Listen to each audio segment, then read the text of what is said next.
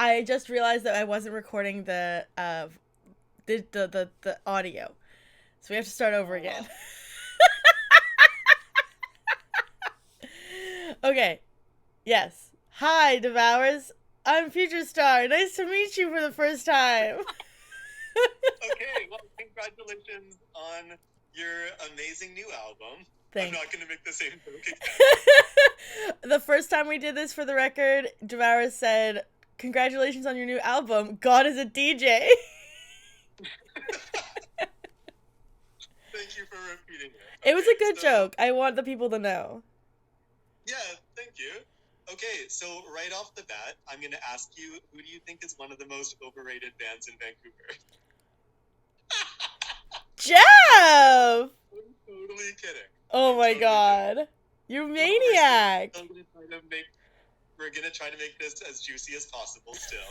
Okay, so I want to talk to you about the Vancouver music scene and the Victoria music scene in a tiny bit. Mm-hmm. But just starting out, for all of your fans who are tuning in, how have you been doing during COVID? That's a good question. Like, I feel like in a weird way I've been thriving, but not thriving as much. Like, I feel like if COVID wasn't a thing, I'd be thriving so much harder. But because COVID is a thing, it's like, it's just like dampening everything. Like, I don't know. Like, I'm really lucky. I have, I have a job that is essential, so I get to keep going to work. I made an album, which most people is kind of a, most people aren't doing that. I started dating someone. That's lucky. Like, I feel like, I feel really lucky and privileged to be in such a weirdly good position. But at the same time, I hate COVID. I want it to go away. I'm over it. I want to thrive harder. Yeah, absolutely. Okay, well, it sounds like you've been like pretty good, like headspace during this compared to like myself. That you've been like working and that you're like dating. That sounds awesome. And so, like this new album that you are now putting out, could you say that it's like a quarantine album, or was most of it written before COVID hit? Most of it was written pre-COVID. I feel like it more like there's one song that I consider to be like a quarantine song. Um, yeah. Becca, stop. My partner keeps messaging me and it's showing up on the screen. I'll try to edit it out.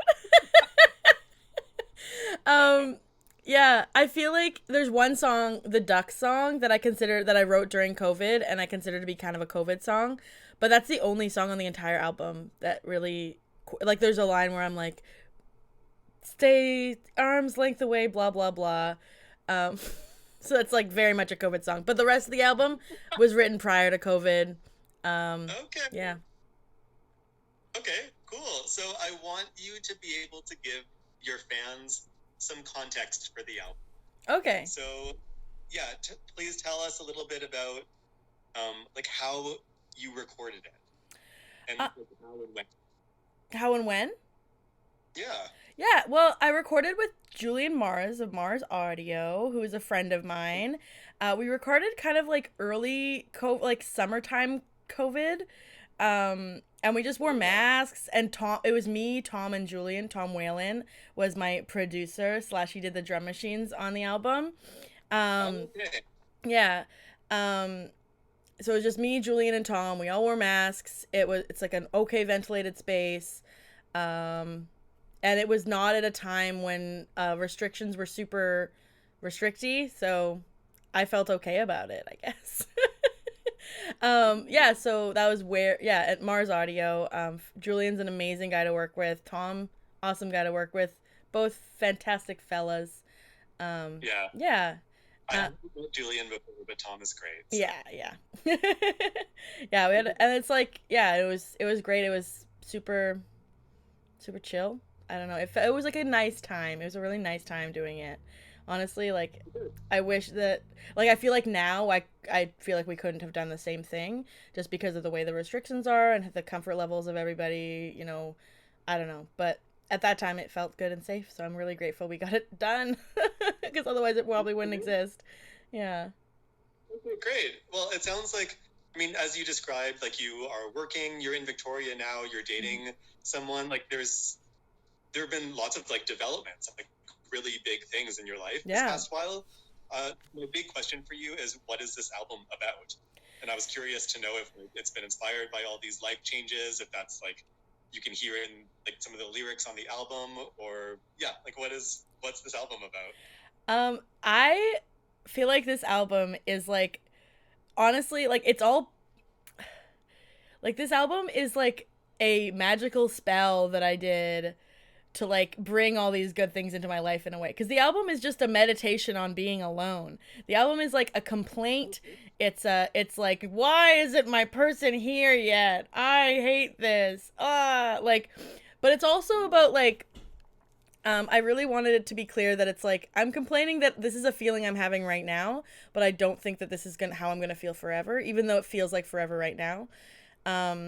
Yeah, like, um I kind of, I wanted to do it as like a way to close a chapter in my life.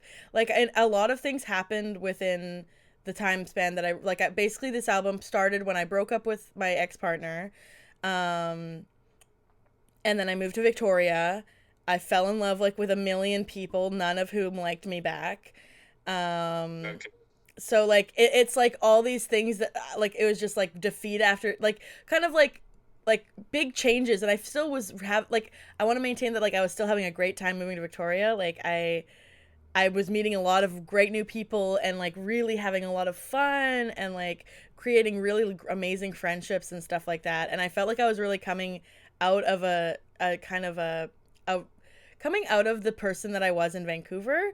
Like, I felt like the reason why I moved to Victoria was just because I needed to like, I needed a way to like interrupt a pattern that was happening, where I felt very like trapped within like a role kind of in the Vancouver music scene, in the like in like the Vancouver, like just like in my social life and stuff like that was happening in Vancouver. I felt I was sort of being a person, and I was like, I kind of want to not be this person anymore. Like, I kind of want to expand who I am, and like hold on to who I've, who I've been. And I still really love coming to visit Vancouver, and I really love being in Vancouver, and I love all the people that I know in Vancouver.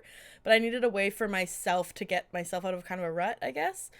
And I feel like this album, in a way, like was a kind of a way for me to try and like magic into being the end of that chapter and the start of something new, just like in High School Musical. Fair enough. That is very profound. Honestly, like between for a lot of bands and artists, their album cycles, they just go on tour. I mean, maybe they get a dog or something, and then they make a new album. And for a lot of people, like they don't really have a lot of new things to write about on a new album. But like there's been so much going on for you in your personal life and your love life this past year and a half or so that it sounds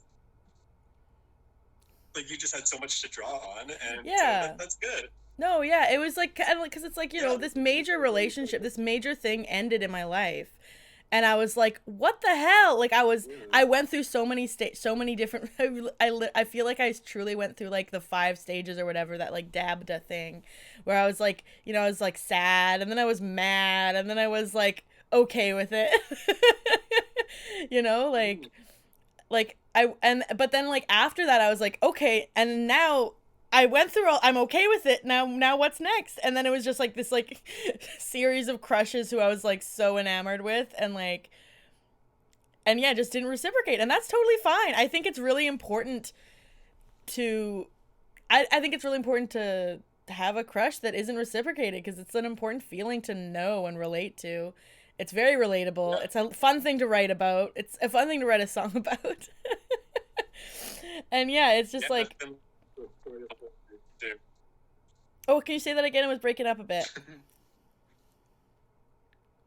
Oh, I said it's like the story of my whole life, too. Like unrequited love and crushes. Yeah, 100%. I can relate to it, and it's awesome that you're in your music. Mm-hmm. Do you have a favorite song on the album? My favorite song is Judgment Card, hands down. I released this song as like a demo. Probably I can't remember when. Like probably in the beginning of COVID. I just needed attention or something, so I posted it. But that's a demo, and the version that I have on the album, I'm incredibly proud of. It's lyrically a really, it's the most frustrated song on the album. um, and I feel like I don't know. I just feel like I feel like I really express what I want to say within it. And I'm just really proud of how it sounds. Worked a lot with Tom and Julian to make it sound a certain way. And I'm really, really stoked on how it turned out. I think it's a beautiful tune. It's a kind of a slower jam. It's a bit of a bummer track, but I love that shit. I don't know. Yeah. Okay, that's a great answer. Yeah. Back in, I think, early December, you released the single Kiss the Mirror. Yes, I did. And you got a remix. What did it feel like to get remixed by, like, such a big superstar, DEVOURS? Oh my god. Like, I couldn't believe that he said yes, like...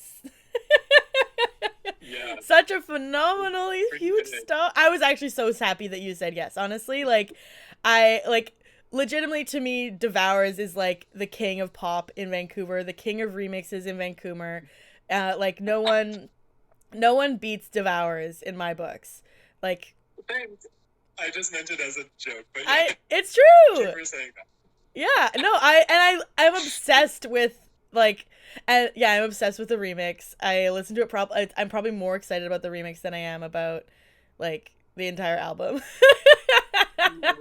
But it's just like it was like it was really fun to hear what someone else's take on a Future Star song was. It's like I've never had that happen before. Well, I've had some people cover my songs and stuff, and that's cool too. But like a remix where it's like, oh, that's my voice, but also it's cool and glitchy and it's fun. Like, this is so cool. It was so fun to use your vocal stems, and yeah, I mean, you have such a lovely voice. It was really fun to do it. Yeah. So that song is on Spotify. Is your whole album gonna be on Spotify? Oh yeah. It's gonna be on Spotify. February 14th is the release date, so everything will be everything's gonna pop up on your socials, on your streaming sites on February 14th. The vinyl is going to be available also on February 14th. And it's available for pre-order now from Kingfisher Blues. Although, yeah, if you're local, feel free to message me and I can get it. I'm going to be doing deliveries just like around Victoria and probably around Vancouver as well. But just, message me sometime. Yeah, message me now and we can work things out for a delivery post-Valentine's Day, post-release. Yeah. Perfect. Okay. Yeah. I have a few more questions, if that's okay with you. Of course. Ask me away. Ask me away, DEVOURS. Okay, here we go. So, I consider you to be a Vancouver underground legacy artist. Mm-hmm. Just like a little like flash in the pan or something. Like, you've been around for so many years with Kidnapped Kids. Yeah. Which apparently was like a buzz band. I wasn't even living here at the time, but you were already like making waves. And then you collaborated with a number of people, with Only a Visitor, who's an amazing band. And then you've been releasing stuff for Future Star for a long time. And now you're on Exclaim.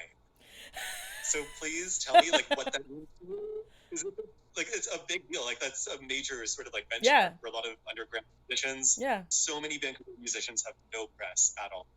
And like, how does it like? What does it mean for you now? I feel like it made me. I was just really honored. Like, I don't know, just like stoked, I guess. Like it makes me feel. Yeah. It makes me feel like really cool. I don't know. It's hard to say. Yeah, it's like the kind of thing like I legitimately didn't believe it was really gonna happen until it happened. Like I kept bugging Tim and being like, Tim, like what's going on with Exclaim? Can I just like do something stupid and release the release date myself? And Tim was like, dude, just wait. Give me 1 second. I need to email my friend. But yeah, like it means a lot to me to like, Yeah, to like be recognized and like acknowledged, kind of. I don't know, validation is nice. I like Yeah, it.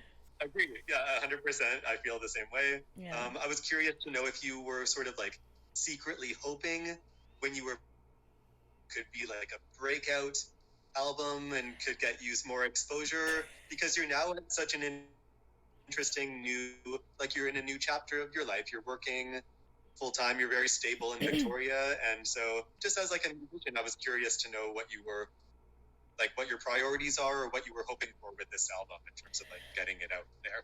In terms of getting it out there, my goal is to like break even. Like I don't know. I truly like my name, Future Star. I think it's a great name. But it's also like really like Yeah. it's emblematic, or like it has a like I'm very, it's very purposeful to me. Like it's like I like the idea of like it's like having potential, but like, someday she's gonna be a star kind of thing, but always Yeah. being in that zone. You know what I mean? Like I feel like I never Yeah. want to break out really. Like that sounds bad, but it's kind of true. Like I kind of really value the community that I have. I like being able to help people, but I feel like there's something like obviously like you can, people are like, "Oh, you can do more when you well, I don't know. I don't know what you can do more." Like I don't know, I just don't really have that. It's not part of what I value in the music making that I do. For Yeah. me, it's more about building community, having friends, getting my friends to help me. Like I got like my roommate did the design. One of my old best friends and old roommates did the drawing. Lauren Ray did the photograph. Like I'm getting Ethan to print some cool shirts. Like it's like Oh, I'm getting nice. like all these people that are part of the community that I love and that I value. Like I'm getting people, like I'm making all my friends do promo for me. Like it's just like all the little things where you're like I can, even it's COVID and it's like, you can't have like your nice big show or anything, but you can still be connected to people. You can still um have feel like help people. I don't know. You can still do something. You know what I mean? I don't know. And Yes. you Okay. can ask people for help, and you can also, yeah, give people something that you made, I guess. Yeah. Yeah. Cool. Great. That's a perfect answer. Yeah. I'm also wondering because, as I mentioned, you've been in the Vancouver music scene for so long and that you are a legacy artist. Okay. Like, I put you on that, like, pedestal. Yeah, the legacy Yeah.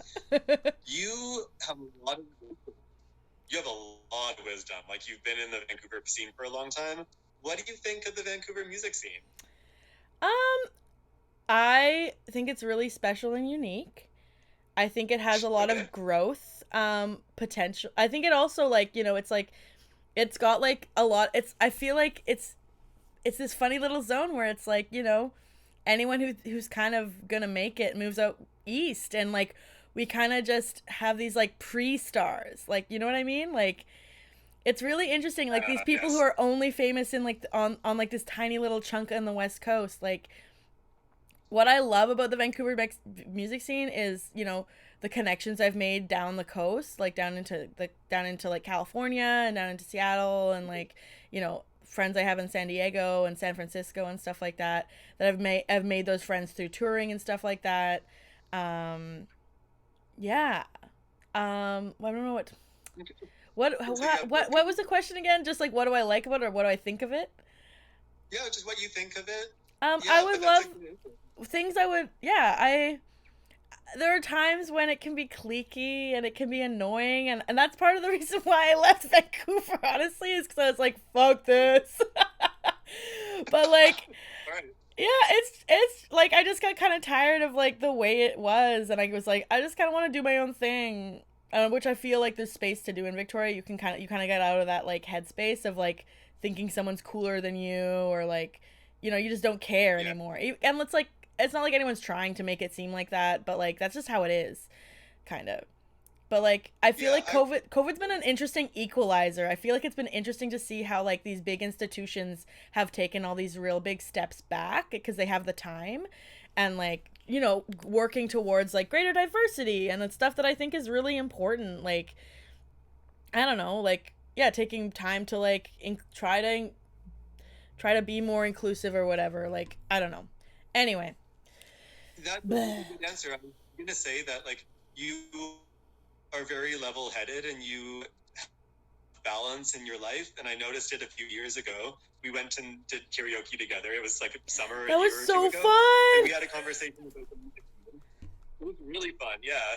And I was sort of like getting really discouraged at that point in time and getting too sort of caught up in maybe the politics of the scene. Yeah. And I remember you just, I got the impression that you were like in the scene, but also had a life outside of it, and Yeah. you had like a full-time like job, or you were in school, and you just At that had time, yeah, I was in good school. balance. And I think that that's sort of how it's like a healthy way of playing it. It's like, yeah, like having connections to the community, but not necessarily having that be your entire world, because yeah, it's just like any community.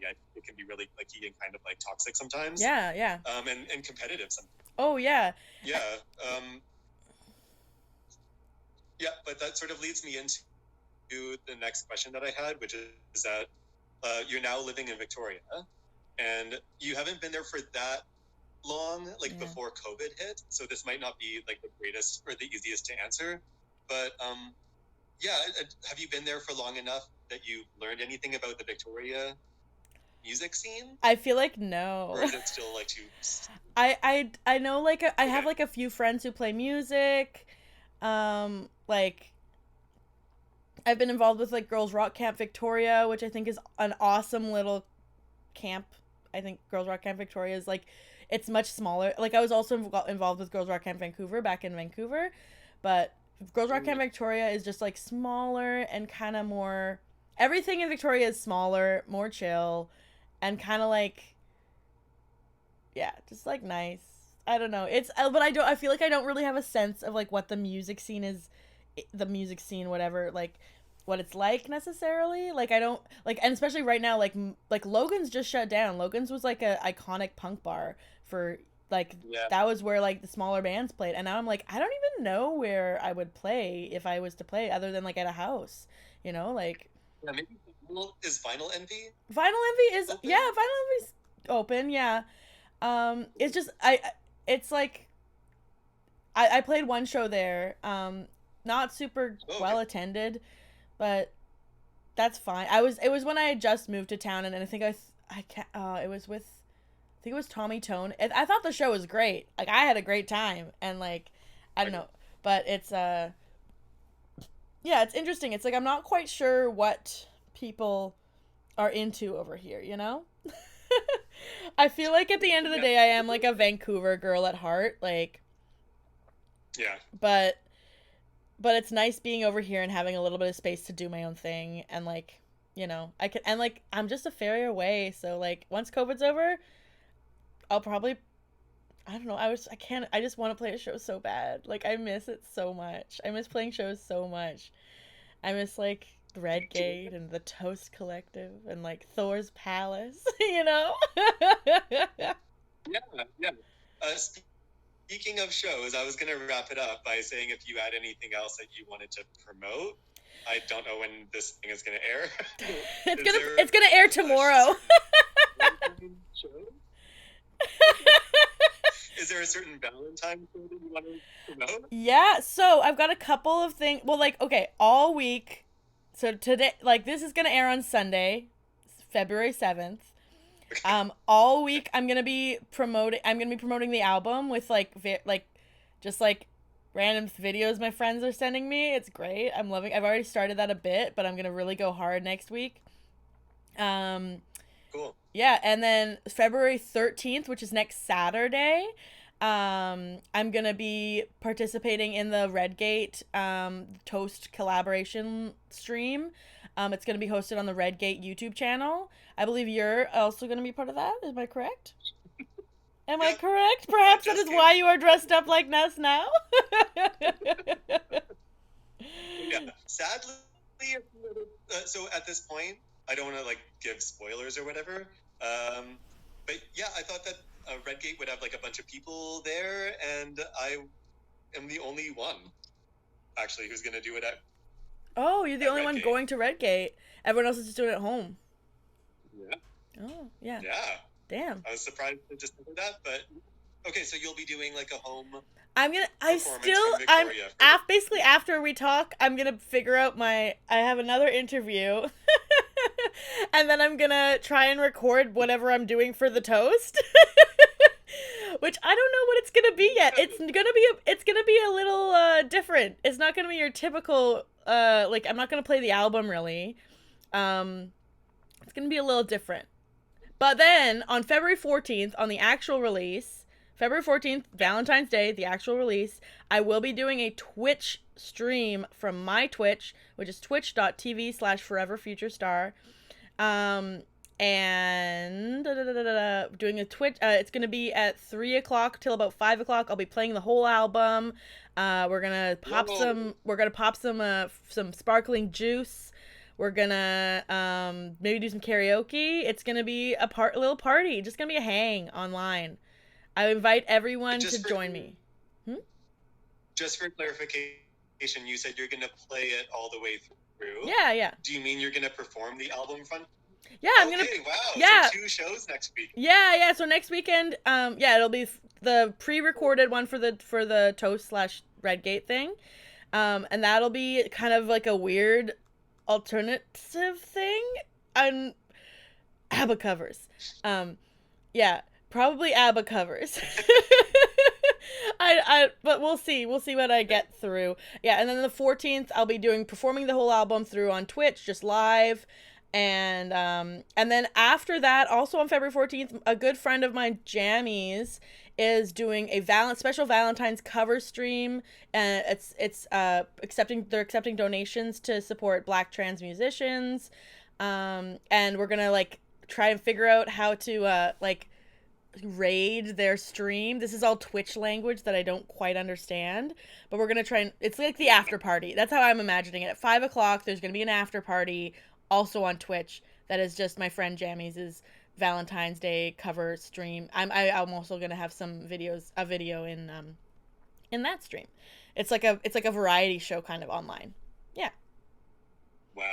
Yeah. Your fans have a lot to look forward to. It sounds like you have so many things planned for the next week. Good. It's gonna be a fun month. I'm excited. I'm really excited, and I think it's gonna be real fun. Yeah. Good. Well, congratulations on the album, and thank you for talking to me. Thank you, Jeff. Thank you for talking to me. Oh my god. Yeah, this has been such a sweet. I have wanted you to interview me for so long because you're just so good at asking questions. Oh, thanks. Yeah. Anyways, I will talk to you later. Oh. Yeah. Are you able to just press the record button? I need to ask you a question after the interview. Stop screen recording.